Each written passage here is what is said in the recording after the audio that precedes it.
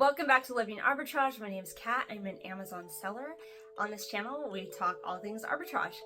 This is a business model where you're going into retail stores, buying things at one price and flipping them for a greater profit on Amazon. I recently purchased some inventory that I need to send into Amazon's warehouse.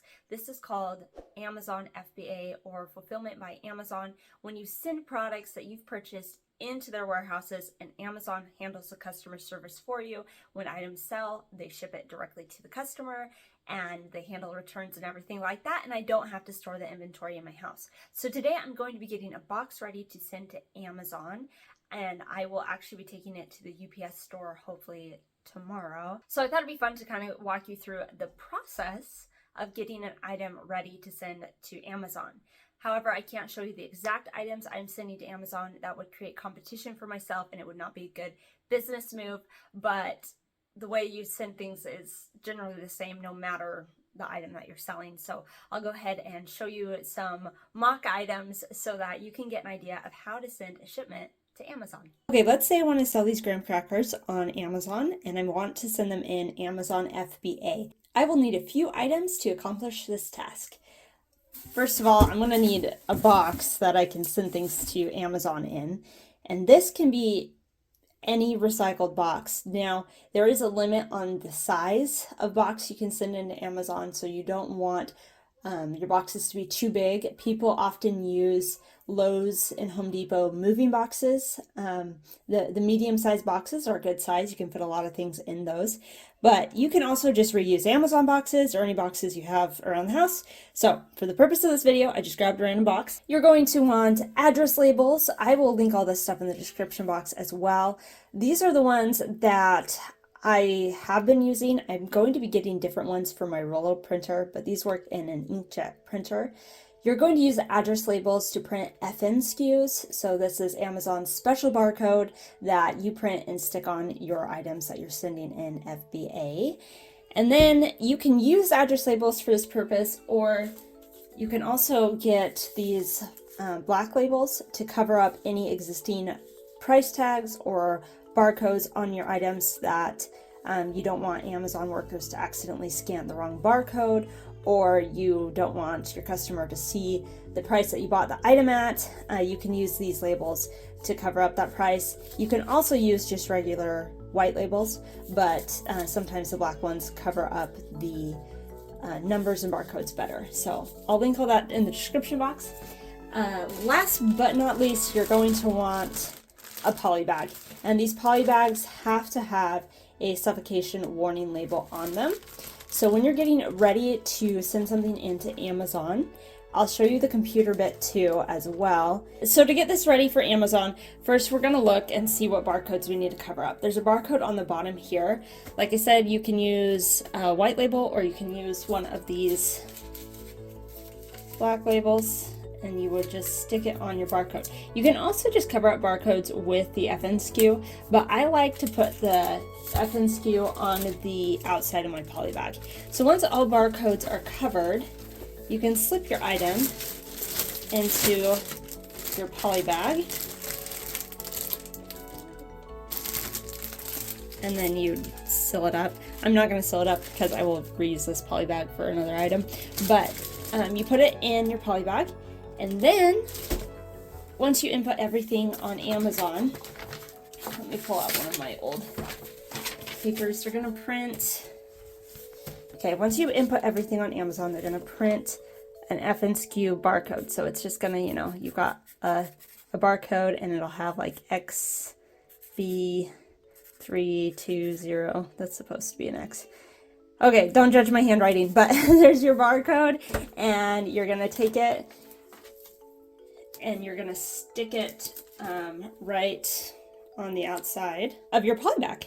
So that, and then you would take your item and you would stick it in the box that you have prepped to be shipped to Amazon. Now I'm going to show you the computer bit, and this will make a little more sense, I think, but you're going to be inputting the items you want to send into Amazon so that they will be able to send you the correct FN SKUs to print and paste on those items. Then you're going to tape up your box and you're going to buy That's not how you tape up a box.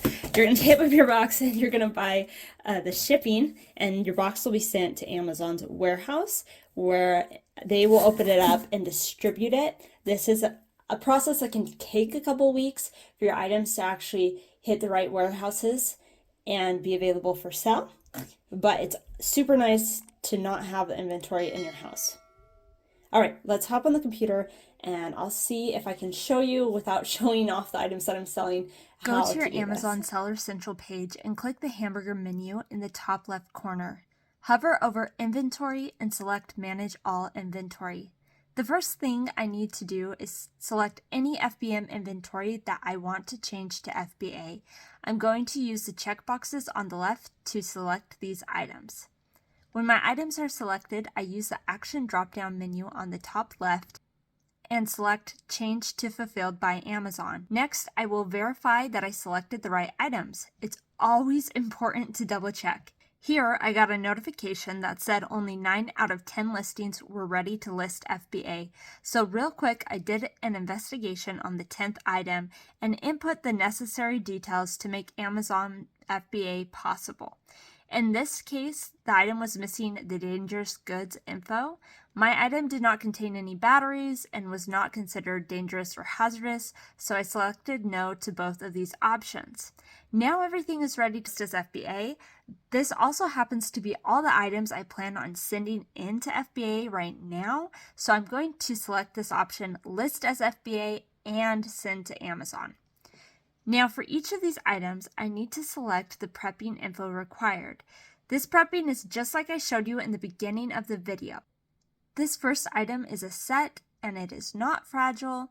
Amazon gives you the prep guidance for each item. In this case, I just need to place it in a poly bag with a do not separate sticker on the bag, along with covering the barcodes and placing the FNSKU label on the bag.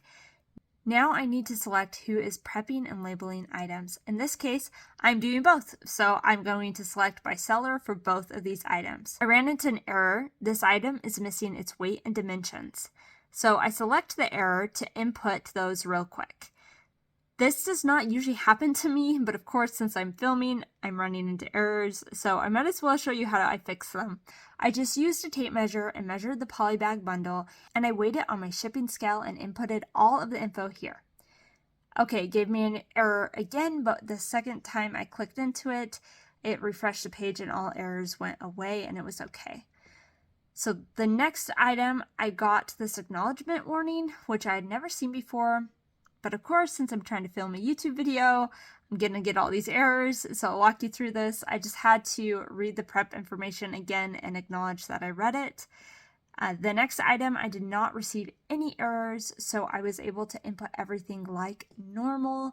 Then I continued this for the rest of my inventory. Once all my prep info was filled out, I updated the number of units of each item I wanted to send in. And when applicable, I also updated the expiration dates. Amazon will not let you send items in that are too close to their expiration date.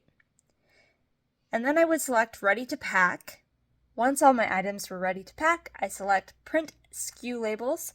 I printed these labels on the address labels I showed you in the beginning of the video. I'll link those labels down below too. I now prep all of my items according to their requirements, cover all the barcodes, and place the FNSKUs on the outside of the poly bags like I showed you with the graham crackers. Then I place these items into boxes to ship to Amazon. And I select Pack Individual Units. First, it asks me if my units fit in one box. In my case, no, I'm using 2 boxes, so I will select multiple boxes will be needed and confirm. Now it asks how will box content information be provided. You have several options here. You can even pay Amazon to do this for you, but it's not that complicated, and today I'm only sending 2 boxes, so this video will just select how to enter through a web form. It asks how many boxes, in my case just the 2. Then I click Open Web Form. If you need to add or subtract boxes, I believe you can do this by clicking this plus or minus button in the top right corner. I've actually never used that button, that's just a guess. But now I'm going to input how much of each unit I'm going to put in box 1 and how much of each unit I'm going to put in box 2. Then I'm going to weigh the boxes and round up. Box 1 was 13 pounds and box 2 was about 14 pounds. Then I input the size of the boxes. Because they were not the same size, I had to add another box dimension and specify which measurements were for box 1 and which were for box 2. Then I selected confirm packing information. I select the date I'm going to be sending out the package. Then there are 2 different shipment options. The recommended had a $7.20 rebate and the standard did not. So today I'm going to use the recommended, but you can do what you want for your business. I'm going to select small parcel delivery since I have just 2 packages. Then I'm going to use UPS, which is Amazon's partnered carrier, which will cost me $23.62 to send. If you want to use a different carrier, you can, but this is just what's going to work for me. I can verify my ship from address and change it if I need to, but I cannot change which warehouse my items are shipped to. I verify everything and then select accept charges and confirm shipping. Then I print my shipping labels with my Rollo printer. You can use a regular printer too and just tape the paper onto your box. I did this for years, but the Rollo is so fast and I get free labels through UPS and no longer have to buy ink or waste tape. So it's really going to save me money in the long run. If you have not invested in a thermal printer yet, I will link this one down below. Go check it out. So what is next? You apply your labels to the boxes. You're going to get 2 labels for each box, an FBA box ID and the carrier label. I place the carrier label on top of the box. I've never really been told to do that. It's just what I like to do. And then I put the FBA box ID on the side. Then you drop your box off to the carrier of your choice, in my case, UPS. You can also schedule a pickup, but that may have additional charges depending on your carrier that you choose. Then you can track your shipments using the links below. So that's all you have to do. So I slap my labels onto the boxes, and just like that, I can drop them off at the UPS store, or I can schedule a pickup. It does cost money to have UPS pick up your packages versus USPS is a free pickup. So I'll be dropping these off tomorrow.